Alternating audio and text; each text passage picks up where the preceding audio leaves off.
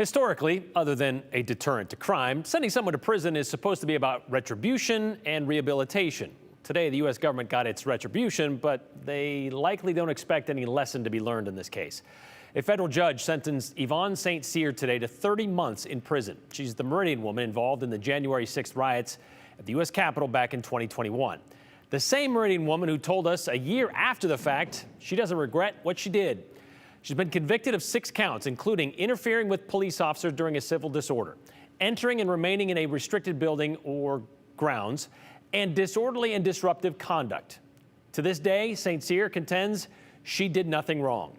Andrew Bartline followed the sentencing for us today, and she's had a lot to say leading up to today and even after the sentencing. Andrew? Yeah, and it's really been through her Facebook account, ironically, the same outlet where a lot of January 6ers have self-incriminated. The Department of Justice wanted her to serve 33 months, so the judge granted her a little grace in that regard, still serving 30, but not a whole lot difference.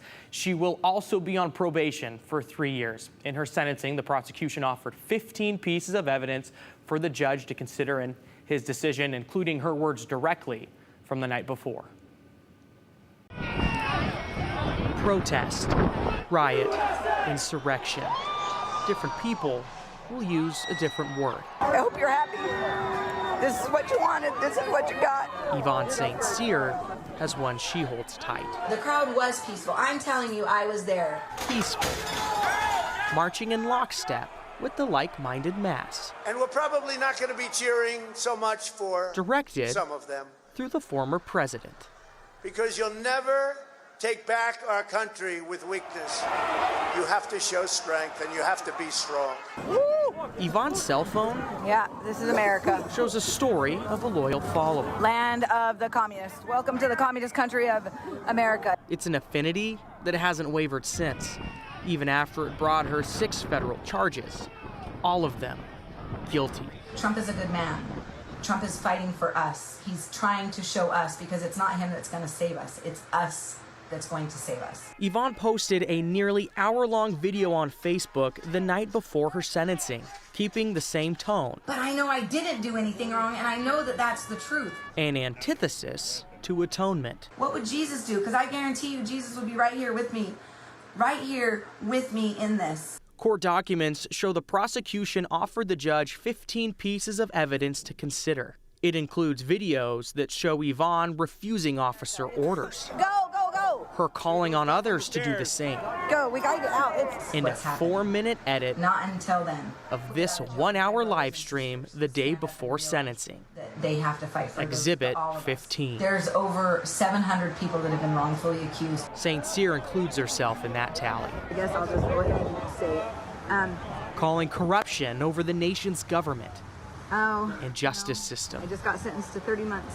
It's a fraction under the prosecution's proposal. Serving few favors, she submitted 2 letters from family alongside her own testament. So this is my letter so far that I have. Addressed to the judge. I do not consent, nor do I or will I comply. I am a free, divine, sovereign being who was born on this earth with inalienable rights to life, liberty, and the pursuit of happiness. She wrote 5,000 words. He stopped me at page 2 and said, how much longer is this going to be? And I said, well, it's 7 pages. And he goes, well, I guess I have to let you read it. And so he continued to let me until I got to page 5. And then he said, you've got 1 minute to finish this. There is no more freedom, guys. Even after more than 2.5 years later. It's over. It's over. Repeating the same sentiment to a similar result. We tried. We tried. We tried.